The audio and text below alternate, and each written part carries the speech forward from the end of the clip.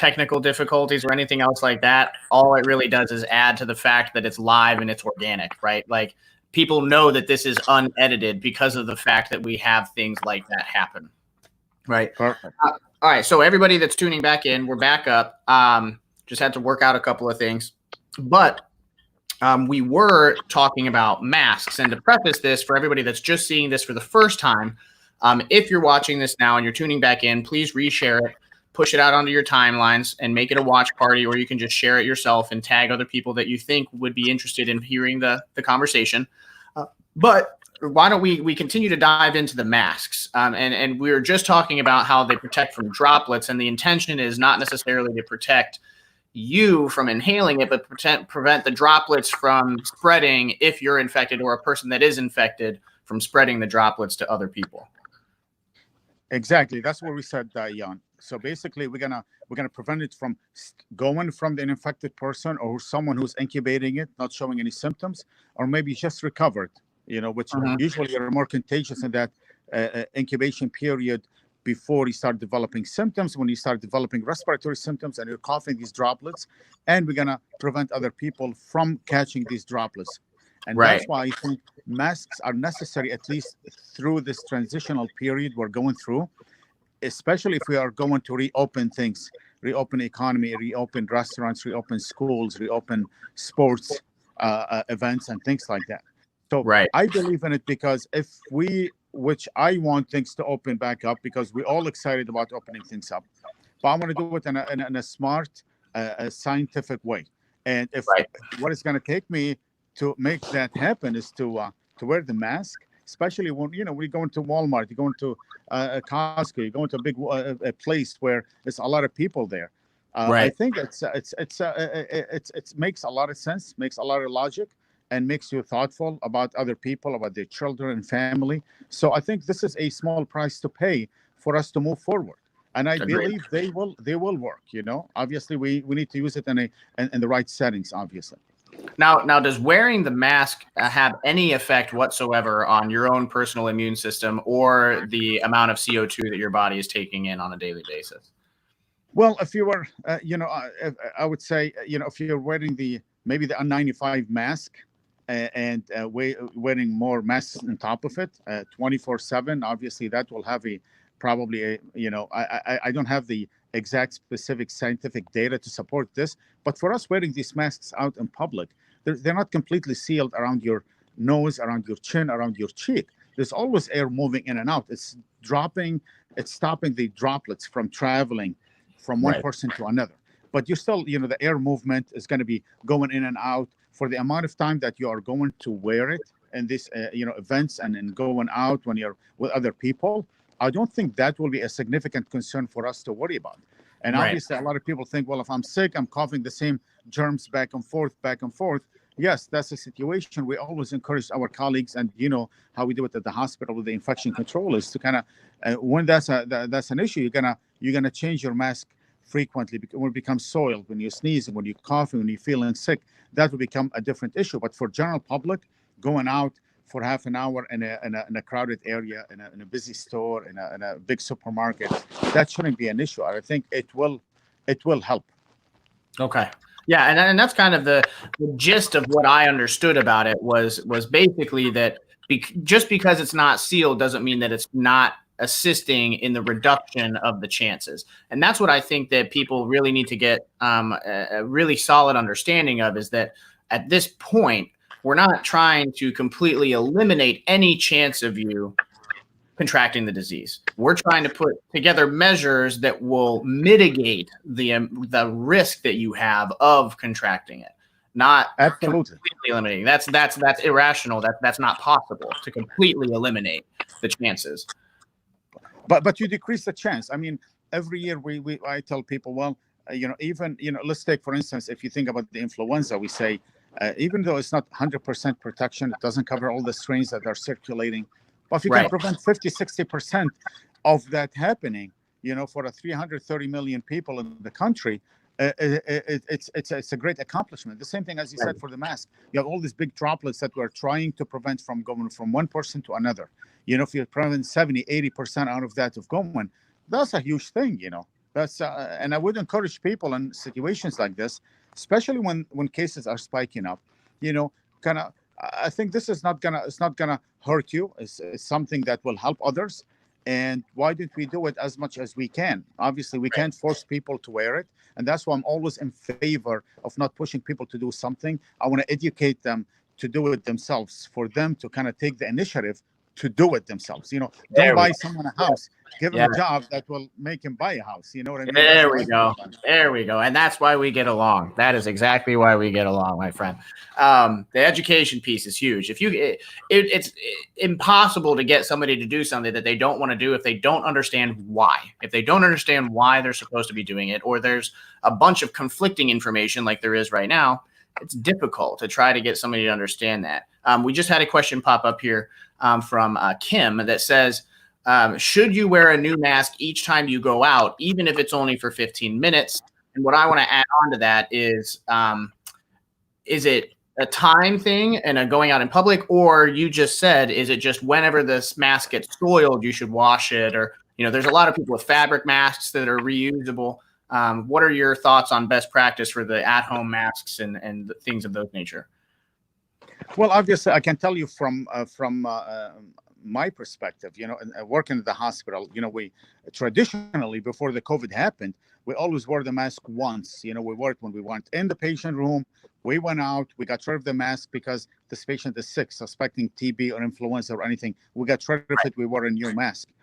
And now we got to a position where we're running short on PPE and masks, and all of that was like a national shortage, as you know. So we thought, well, if you're going to a patient who's sick, you're going to change that mask. And if you're wearing a 95 mask, you can probably wear it, but wear a covering on top of it. Now, if you want to extrapolate that into the general public and see how that's going to work for them, obviously, if you're not sick, if you don't have any upper respiratory infection, you're wearing it to protect yourself from other people. So wearing it daily and going home and washing it, if it's one of these, cloth masks, it's going to be too much for people to kind of change it every time. If they go out for 10, 15 minutes, they haven't been in public places, they haven't been in a hospital, you bring it home, you wash it. Obviously, detergent and alcohol can kill this virus. So you should be okay. I can't tell you if anyone did a study on this thing and kind of studied the whole population and did it, because we know China and a lot of Asian countries, they use it not only for the sake of infection, they use it for pollution. And they kind of wear it all day long. They come home, they either change it or wash it and go back. I think if you can do that, and I don't want to ask too much of people, if you ask them too much of them to do, like kind of change it every time they go and wash it, they're not going to do it. If I can guarantee that you can use it daily and wash it where a new one, next day, or wash it when you go home, I think that will be by itself is a tremendous accomplishment. I agree. No one can tell you exact specific hours but if it is spoiled, you're sneezing in it, you're around sick people, obviously you have to change it. Yeah. Yeah. And I think that honestly, the way to look at it is just do what you can. Doing something is better than doing nothing. So there's going to be these best practices and other stuff like that. But the thing is that if you have something that you can use to cover and you're out in public or you're doing something, don't feel bad if you all of a sudden find out that, there was this way that you should have been doing it and it was way better. And, now you feel bad because something new came out. That's going to happen. Things are evolving. Things are changing. Just as long as you're participating in the conversation and trying to stay educated, I think that's what it really boils down to. Absolutely, Jan, because we changed our policy in the hospital so many times because of the new data and new recommendations and the economic facts that we have. You know this better than anyone else. For sure. And think of a mask as your social distancing when you can maintain social distancing from someone. You're creating a barrier, whatever it is. If you go to a supermarket now, you go to a bank and all of that, they have this glass barrier to prevent you from coughing, sneezing, and spitting some droplets on someone else. And think of it this way, and it's your responsibility to kind of maintain, good hygiene and your distance. And if you're sick, not going out with people, and just trying to do your part. Anything you can do to contribute to this will be greatly appreciated. Yeah. And so that'll lead us kind of into this next section here, which is there's a lot of concern that I got from the audience and from the podcast listeners centered around school in the fall. And so one of the specific questions kind of goes like this. It says, and this was, I believe, submitted by Tina Kogan.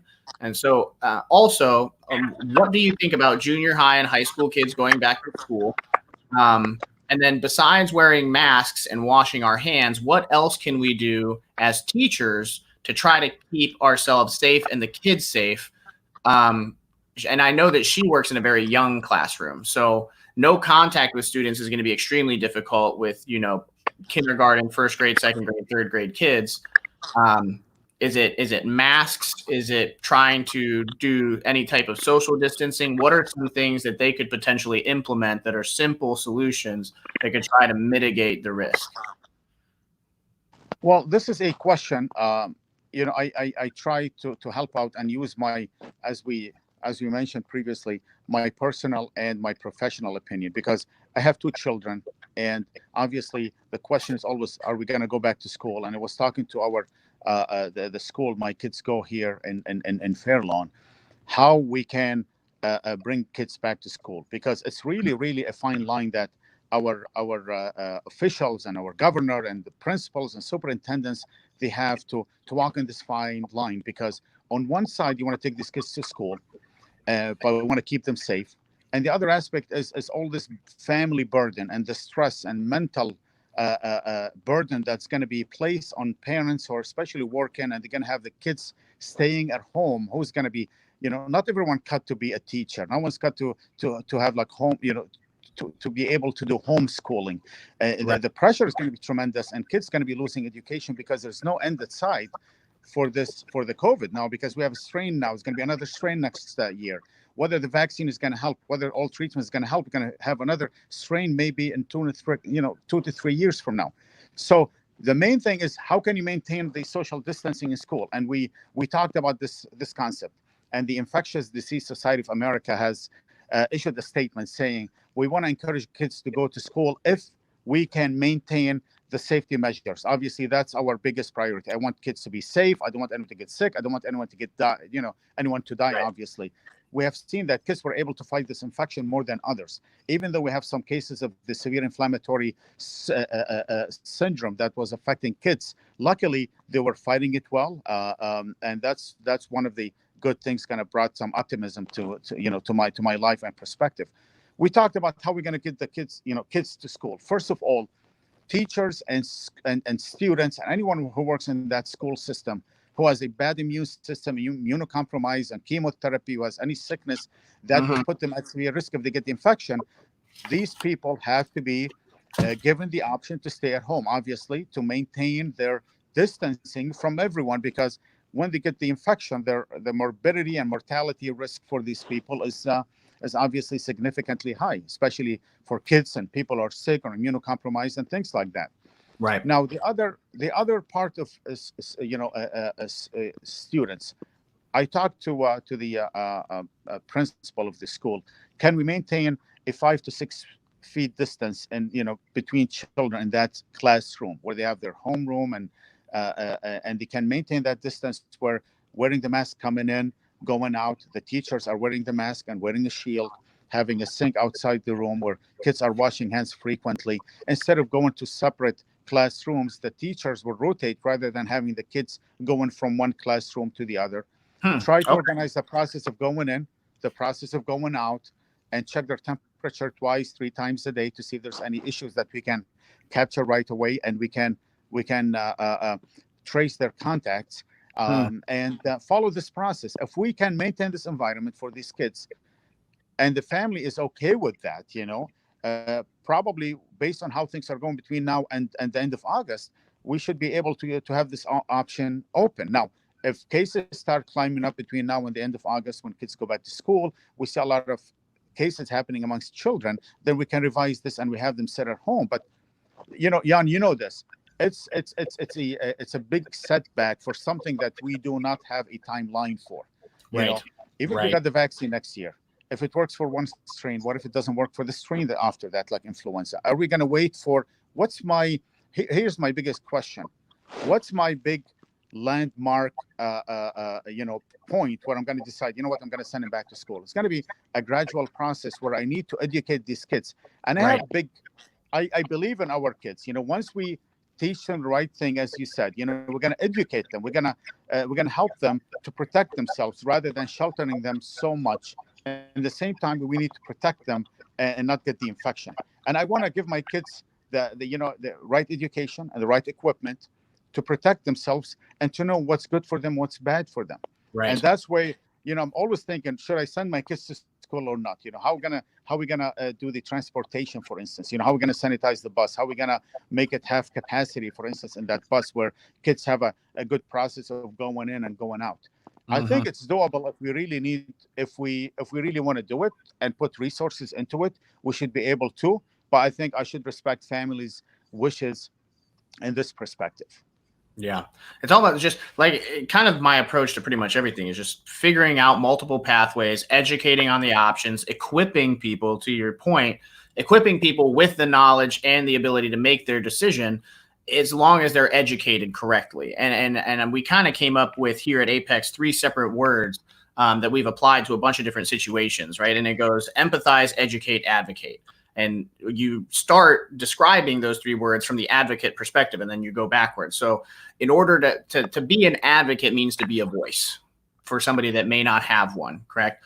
And so in order to be an advocate, a true advocate, you have to be educated. But in order to get the correct education and the correct scope of what you're actually encompassing, you have to be able to empathize. And what you're doing right now is you're empathizing with both the kids and the family members and the communities to try to figure out what is the best option to make sure that we're marrying all 3 of these specific, groups of people's needs to be able to provide a solution that is actually feasible to gradually get these kids back into school. And that's what are you gonna say to the parents? For instance, both of them are working. If they didn't lose their jobs because of the COVID, right?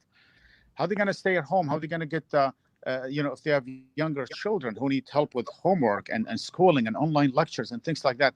Not everyone has the capacity to kind of have tutors and have nannies coming to help and all of that. A lot of people are losing their jobs. There's a lot of mental pressure on them.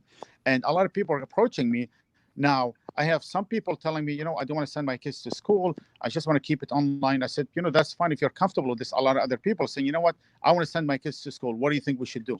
I said, if we focus on the process and we can make it happen in a good scientific way, away from politics, away from politics, away from all this like crazy ideas and conspiracy theories and things like that, we should be able to do it. This is the time to do it for us. I agree. So for those of you that are just tuning in, this is a conversation with Dr. Al-Nemr he's an infectious disease physician here in Canton. And the final thing that we kind of want to wrap up on after, if you want to go back in the live stream, you can listen to why we've talked about masks, we've talked about droplets, we've talked about going back to school. But there's kind of two pieces that we're going to use to really wrap this up. And the first one is people are curious about why there are so many negative tests on initial testing. And then when people are retested, they're testing positives. A lot of the things that I've seen is that it's a part of an overarching government, conspiracy to diagnose everybody with COVID-19 so that hospitals are getting paid more on rebates. But, there's issues with tests. There's, we as nurses are the ones administering those tests a lot of the times, getting the ID panels and such. And I can attest from my perspective that there's not the exact same quality of testing from nurse to nurse. So that is another variable that may cause negative tests versus positive. So that'll be my little plug, but I'll let you take the floor on that, and then we'll ask the final question. Well, Jan, as you said, initially there was a lot of confusion. What will be the best way to diagnose the infection? We have been able to pick up on the traditional coronaviruses, the 4 old strains that have been there for a long time. And we were able to pick up on that from the regular respiratory PCR. This was a novel one. And until, testing became standardized, better quality, more sensitive, more specific, we probably missed a lot of testing in the beginning. That's one factor. And the other factor that you touched on, Jan, is a big factor. It's just an operator dependent. Someone want to do it in the tip of your nose, someone else where we have to go all the way to the nasopharyngeal area and do it the right way. If you can't pick up on it correctly. Like some of these commercial ones where you go to the pharmacy and they give you the kit and you got to do it at home, you do a quick swap and take it back, it probably is not correct. So Right. one, we're getting better testing now compared to 4 months ago. Second, people are doing it maybe in a better capacity. They know how to do it better. We still have variances. And the fact that people were positive and then were negative, then we came back positive again. How do we know the second negative one? One, we always have 5% probably false negative. Second, maybe the person, the nurse, or the doctor, whoever did it, didn't do it the right way. And the other aspect I wanted to mention to you, they did a study in Asia for these people who are testing positive for this PCR for weeks after the infection resolved. And these people, healthy, they were asymptomatic, but they still tested positive. And we said, well, the test could be very sensitive. That's picking up pieces of the virus, even though you were recovered very well. And that doesn't mean that you're infectious, because they tried to culture some of it and they were not able to grow the virus. So it probably wasn't infectious enough. And there was all dead virus and there was no worries. Now, obviously, there's exceptions, and people who are immunocompromised, might have the virus for a longer period of time, or might replicate more. And they detected the virus in some people's blood and they had viremia. But for these people, I say, you know what? The testing at that point was probably detecting parts of the virus and nothing probably to worry about. But obviously, still going to follow the infection control measures that we talked about. So these are the factors that you mentioned specifically, and I like it. I think that people would be really surprised if we just swabbed their skin, how much bacteria is on their skin that they would test positive for. I know that, like, the running joke between a lot of the medical staff is that the reason why we don't do MRSA panels on all of the staff is because we'd all test positive for MRSA in our nares. But, it is what it is. Exactly. You could test me, right? Yeah, exactly. So first, before we get into this last question, I just wanted to thank you for taking the time out of your day to come hang out with us here and provide a lot of information. I've always enjoyed our conversations and the friendship that we've kind of formed, over the last couple of months, really fighting through this. And then for all of the people that are listening, if you want to share this video across, like I said, this is probably some of the better information that you're going to be able to get as far as, opinions on a physician that is not just, at the national level or at the state level, but right here in our own backyards. And to kind of wrap this up, I really want to talk about, we touched on the vaccine and how it could, the coronavirus could potentially mutate in different strains. But there's two separate therapies that are being developed right now. And the company that I've kind of been working with and really learning a lot from is Centavax out in California. They were on a Netflix documentary, and they're developing an antibody therapy. And so rather than from the clinical lab side of the house, I'm curious about the opinion of an infectious disease physician about the difference between antibody therapies and vaccines, and why having both of them available is more beneficial than just focusing on one or the other. Well, we're participating in the study of the plasma,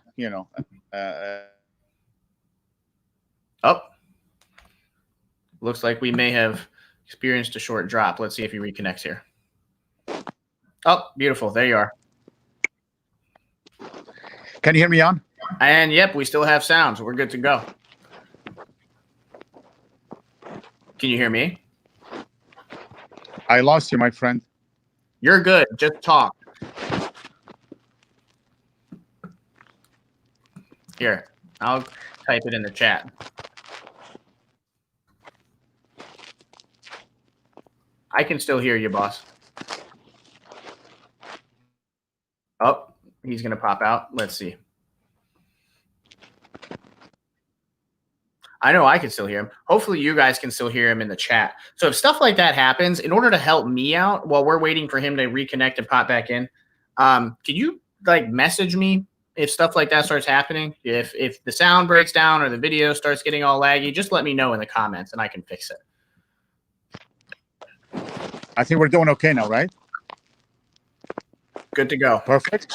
Yeah, Yep. I'm sorry. We talked about the antibody, trying to take the plasma from people who recovered, who developed antibodies, to give it to people who are sick, and that will help in the acute illness. Now, the company is trying to manufacture or try to engineer antibodies that will help people who are sick in the hospital. I think that's a that's if successful, and I know they did some animal studies, that will help us in the acute phase until we get the vaccine. Because the Yeah, vaccine will be 97% eventually, success rate in hamsters. yeah, and I read some of their work, and and I admire their ideas of making that happen and make it available for people who need it the most, especially when they're so sick now.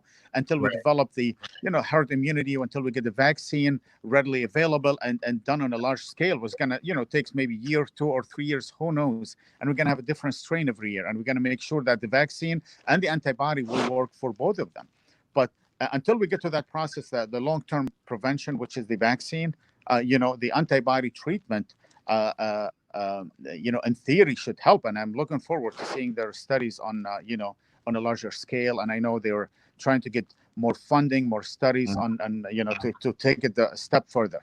Yeah, and this is a good concept.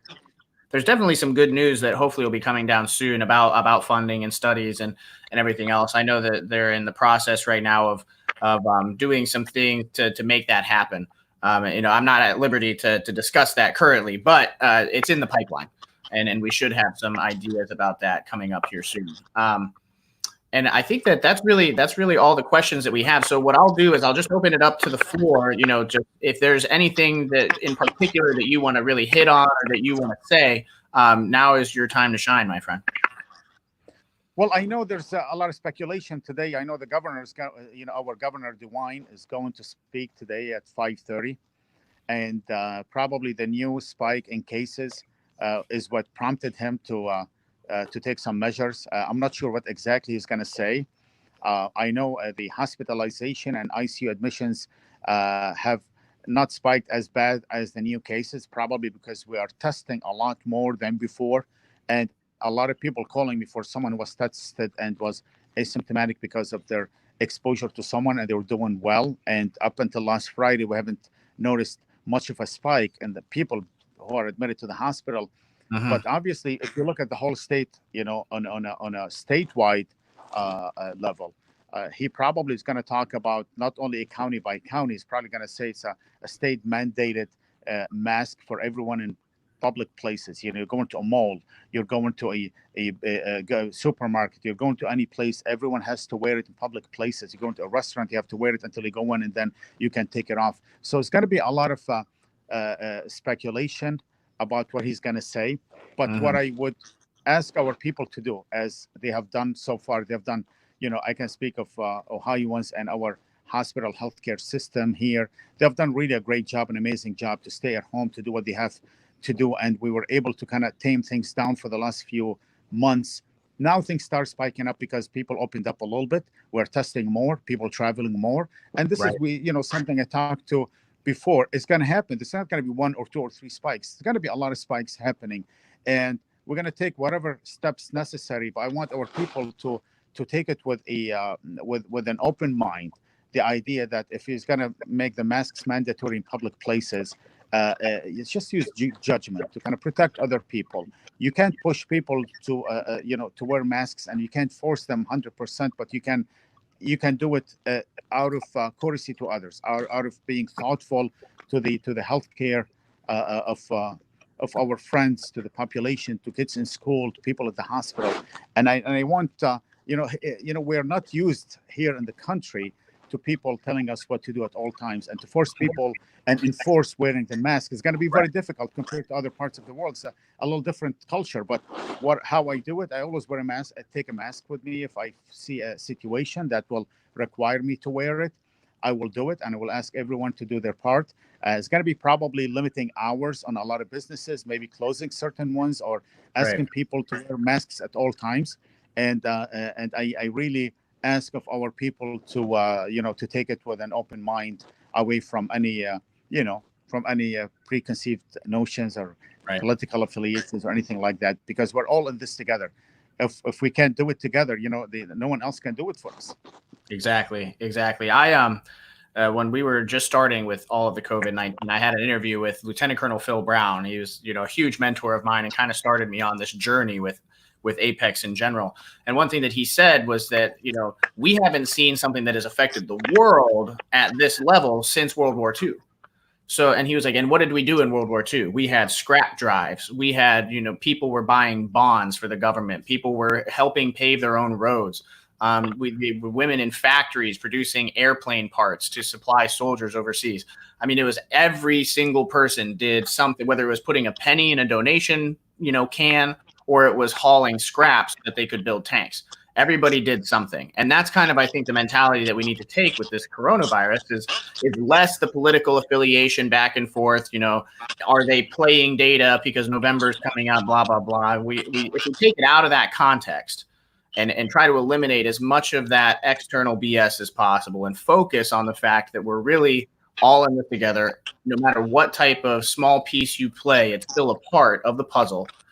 And focus on really taking care of the local communities and watching out for your neighbor and educating, to your point.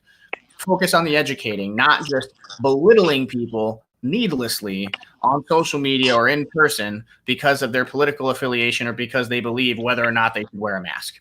If they don't believe it, try to educate them. And that's really all it can take, because an easy example is if somebody is religious and they see somebody inside of a gas station stealing a bag of chips, and they say, hey, you shouldn't do that because God doesn't like stealing. And they look at the person and they go, I'm an atheist. I don't believe in God, so I'm going to steal the chips. Right?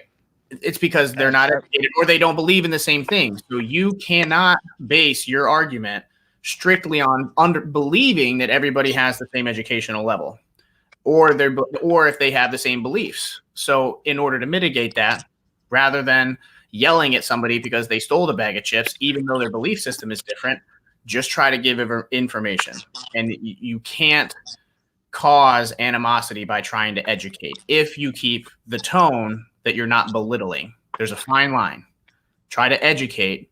Don't break other people down. And that's the plug that I'll leave this this interview on. Absolutely, yeah. I don't want people judging each other. I don't want people thinking the other person is wrong. It's just a process that when you clear up your mind from all that clutter, the political clutter and the prejudice and all these like weird thoughts and crazy things, this infection is real. A lot of people died. Younger people died, older people died, healthcare workers died.